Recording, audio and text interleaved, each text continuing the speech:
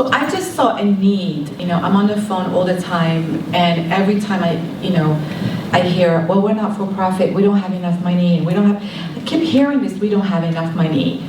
And I started getting interested in this world of money, because I don't have problems selling.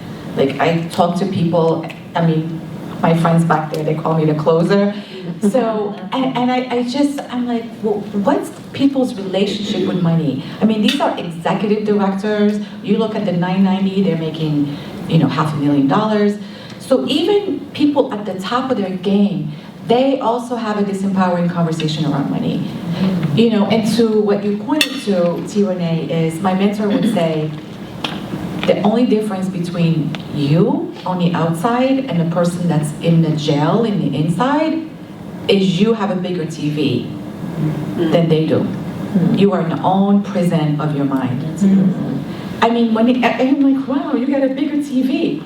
And so I was like, wow, I can actually make a difference. It wasn't really about money. It was about, wow, it's part of holding the community, holding these people. I can actually make a difference.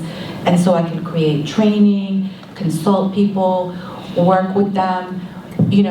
We mock conversations. Get a list of 10 foundations. What are you gonna ask them for? Okay, now you're gonna go make that phone call. Call me back, tell me how the conversation went.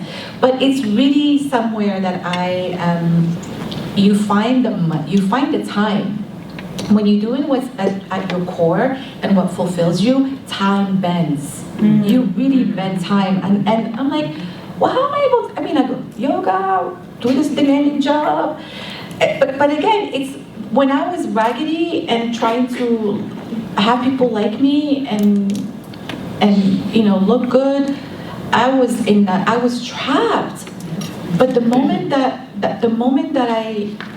I just really had to tell the truth and clean myself up and go and develop myself and train myself, in literally, like, money was just, it's available. Yeah. In 8 years, I paid $30,000 of my IRS bill. I saved $500,000. I bought a condo in Midtown. I give to nonprofit organizations. It's almost like my mentor also says, what you appreciate appreciates.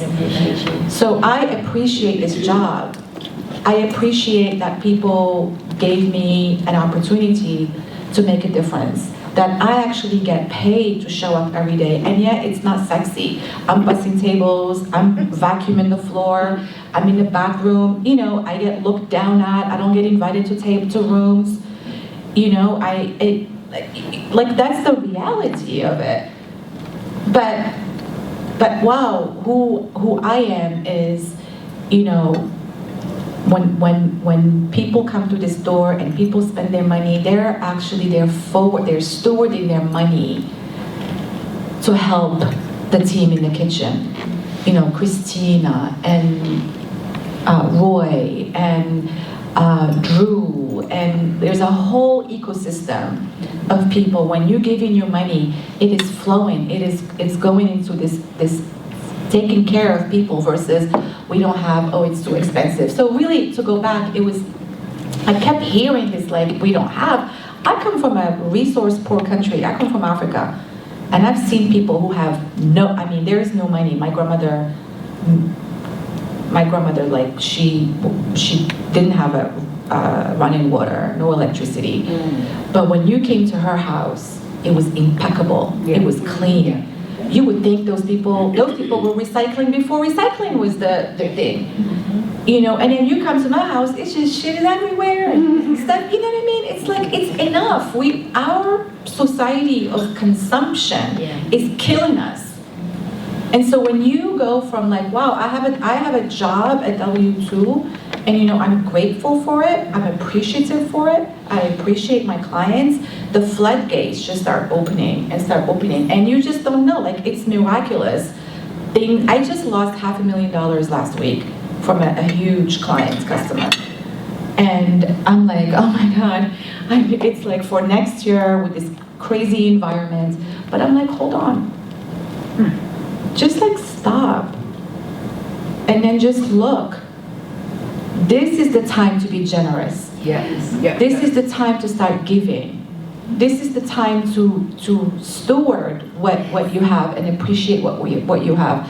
The fact is, we don't relate to money as the numbers. Okay, it's $500,000, that's just a number. But when you are in the story and the swirl, then you're stopped and you're limited.